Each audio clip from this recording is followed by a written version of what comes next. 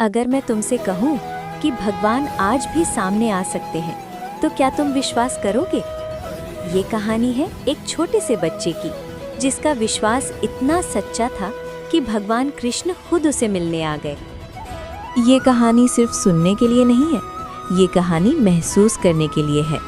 बहुत समय पहले की बात है, भारत के एक छोटे से सुंदर गांव में, जहां सुबह मंदिर की घंटी से होती थी और शाम दिया जलने से पूरी होती थी। इसी गांव में रहता था एक नन्हा सा बच्चा। उसका नाम था मोहन। उम्र सिर्फ 7 साल, कपड़े सिंपल, पर आंखों में एक अजीब सी गहराई थी। रोज सुबह मोहन नंगे पैर मंदिर की तरफ चलता, जैसे उसके कदम नहीं, उसका विश्वास चल रहा हो। पर उस साल गांव पर मुश्किल आ गई। बारिश नहीं हुई, खेत सूख गए और लोगों के मन में डर बस गया। कुछ लोग कहने लगे, भगवान हमसे नाराज हो गए हैं। मंदिर भरा था, पर विश्वास खाली होता जा रहा था। और फिर उस रात कुछ ऐसा हुआ जो सिर्फ कहानियों में सुना जाता है। कमरे में नीली रोशनी फैलने लगी और मोहन के सामने खड़े थे श्री कृष्ण, शांत, मुस्कुराते हुए। कृष्ण बोले, मोहन, क्या तू मुझे पहचानता है? मोहन की आंखों से आंसू बहने लगे।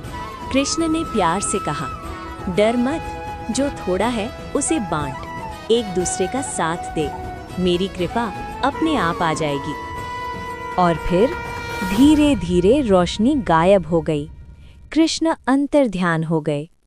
अगली सुबह मोहन ने गांव वालों को सब बताया। कुछ ने हंस दिया, पर कुछ ने विश्वास किया।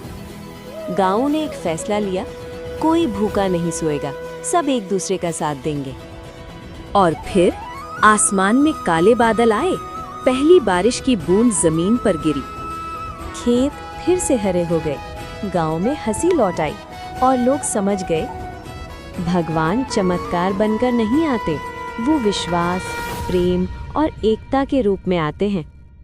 और फिर आसमान में काले बादल आए, पहली बारिश की बूंद जमीन पर गिरी।